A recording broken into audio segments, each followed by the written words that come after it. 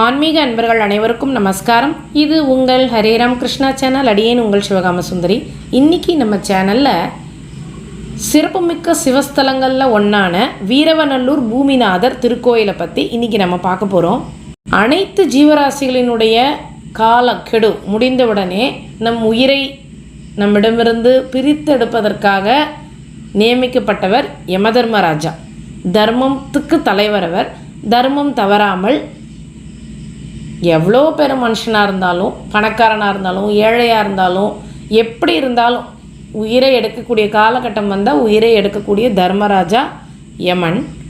அந்த யமனனுடைய உயிரை உயிர்ப்பிக்கிறதுக்காக பூமாதேவி வழிபட்ட தலம் தான் இந்த வீரவநல்லூர் அப்படின்னு சொல்லப்படுது. அந்த கதை என்ன? யமனே உயிர்ப்பிக்கிற நிலைமையில் இருந்தாரா, ஏன் அப்படிங்கிறதெல்லாம் இங்கே நம்ம பார்க்க போகிறோம். மார்க்கண்டேயனுடைய வரலாறையும் தெரிஞ்சுக்க போகிறோம்.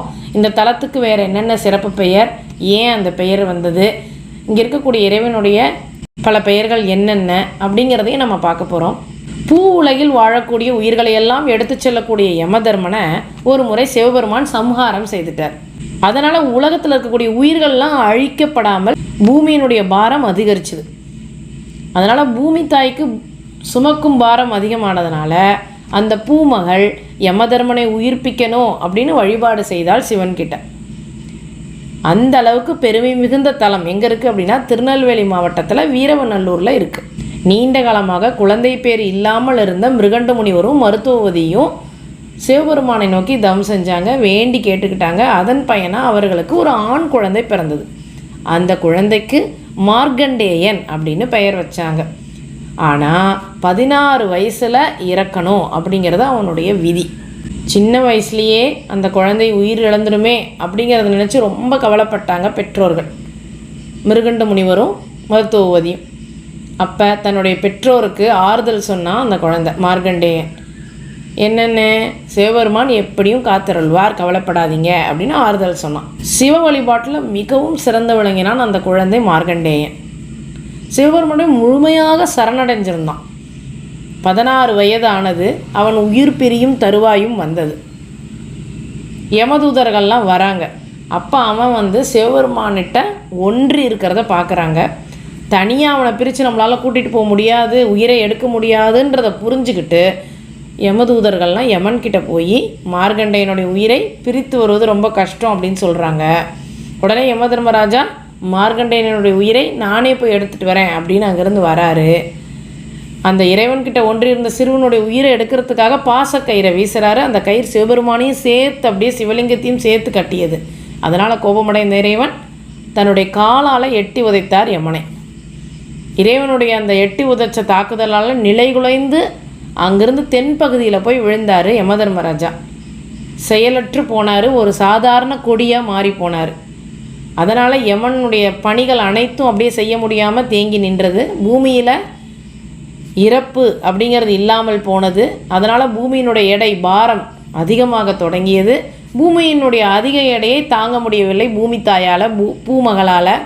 அதனால் யமதர்மராஜன் செயலற்று கிடந்தால் பாரம் இன்னும் அதிகமாகும். அப்படிங்கிறதுனால யமதர்மராஜா எங்கே செயலற்று கிடக்கிறாரோ அந்த பகுதிக்கு அங்கே ஒரு சிவலிங்கத்தை உருவாக்கி வழிபாடு செய்ய தொடங்கினாள் பூமகள்.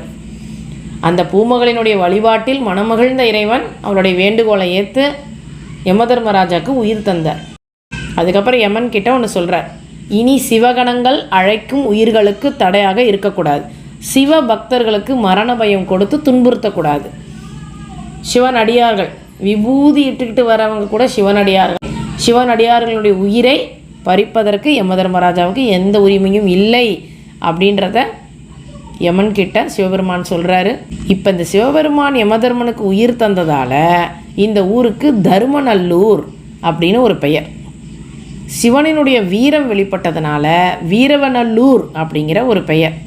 பூமி தாயே சிவலிங்கத்தை உருவாக்கி வழிபட்டாங்க. அதனால் இந்த இறைவனுக்கு பூமிநாதர் அப்படிங்கிற பெயர். பாண்டிய மன்னன் அதிவீர வழுதி மாறன் அப்படிங்கிறவனை வகுளத்தாமன் அப்படிங்கிறவர் போரில் தோற்கடித்தார். தோல்வியுற்ற மன்னன் தனது நாடு, நகரம், மக்கள் எல்லாத்தையும் இழந்து இந்த வீரவநல்லூர் பகுதிக்கு சேர்ந்தார். அப்போது அவருக்கு இந்த பூமி தாய் வழிபட்ட சிவலிங்கம் கண்ணில் பட்ட உடனே அந்த லிங்கத்தின் முன்பாக அமர்ந்து தான் இழந்த நாட்டை திரும்ப பெற உதவும்படி சிவலிங்கத்திடம் வேண்டிக் கொண்டார். சிவபெருமான் கிட்ட வேண்டிக்கிட்டார். அவனுடைய வேண்டுதலுக்கு இணங்கி மனமிறங்கிய இறைவன், மன்னா, உன்னிடம் மீதம் இருக்கும் சிறு படையை கொண்டு மீண்டும் அவனை எதிர்த்து போரிடு. அந்த போரில் உனக்கு வெற்றி நிச்சயம். அதற்கு பின்பு இங்கு வந்து எனக்கு கோவில் எழுப்பி வழிபாடு செய் அப்படின்னு சொல்லி ஒரு அசரீரி கேட்டது. சிவனனுடைய அசரீரியை கேட்ட உடனே மகிழ்ந்த மன்னன் தன்னுடைய சிறு படையை திரட்டி அந்த பெரும்படை எதிர்த்து போராட சென்றார். அப்போ அந்த வகுளத்தாமனுடைய படையினருக்கு இந்த பாண்டிய மன்னன் அதிவீர வழுதிமாறனுடைய சிறு படை பெரும் படையாக கண்ணுக்கு புலப்பட்டது. சிவபெருமானுடைய பேரருள். அந்த சிவபெருமானுடைய பேரருளால் அந்த படை பெருசாக தெரிஞ்சதுனால இந்த பெரிய படையோடு நம்மளால் போராட முடியாதுன்னு வகுளத்தாமனுடைய படை வீரர்கள் பயந்து அஞ்சி அவனை நோட்டை அவனுக்கு திருப்பி கொடுத்துட்டு ஓடிட்டாங்க. அதனால் தன்னுடைய நாடு திரும்ப கிடைத்து வெற்றி பெற்றதனுடைய சந்தோஷத்தில் சிவபெருமானுக்கு கோயில் எழுப்பணும் அப்படின்னு முடிவு செய்தார் பாண்டிய மன்னன். அதன்படி அதிவீர வழுதிமாறன் புதுசாக கோயில் கட்டி சிறப்பு வழிபாடுகளை செய்து வழிபட்டார். இந்த வீரவநல்லூர் அப்படிங்கிற இடத்துக்கு வந்து இந்த பூமிநாதரை வழிபடுறதுனால என்னென்ன நன்மைகள், என்னென்ன பலன்கள் உண்டாகும் அப்படின்னா, யமனுக்கே உயிர் கொடுத்தது. அதனால் இந்த தல இறைவனை வழிபடுபவர்களுக்கு வயதான காலத்தில் வரக்கூடிய மரண பயமோ அதனால் ஏற்படும் துன்பங்களோ இருக்காது. போரில் வெற்றி பெற்று அவருடைய இடம் திரும்ப கிடைச்ச இடம் இது. அதனால் நிலம் சொத்து தொடர்பான வழக்குகளில் வெற்றியை பெற்று தருவதற்கு இந்த தலத்திறைவனை வழிபடலாம். விவசாயம், நிலம் தொடர்புடைய தொழில்களை செய்து வருபவர்களுக்கு இங்கு வந்து வழிபட்டால் தொழிலில் அதிக லாபத்தை பெற முடியும். இது எங்கே இருக்குது அப்படின்னா, திருநெல்வேலியில் இருக்கக்கூடிய புதிய பேருந்து நிலையத்திலிருந்து பாபநாசம் செல்லும் வழியில் 28 கிலோமீட்டர் தூரத்தில் வீரவநல்லூர் அப்படிங்கிற ஊர் அமைந்திருக்கு. திருநெல்வேலியில் அமைந்திருக்கும் இந்த மகத்தான வீரவநல்லூரில் இருக்கும் பூமிநாதரை வழிபட்டு ஆன்மீக அன்பர்கள் மரண பயம் நீங்கி அனைத்து பேர்களையும் பெற வேண்டும் என்று வேண்டி இந்த உரையை முடித்துக்கொள்கிறேன். நன்றி, வணக்கம்.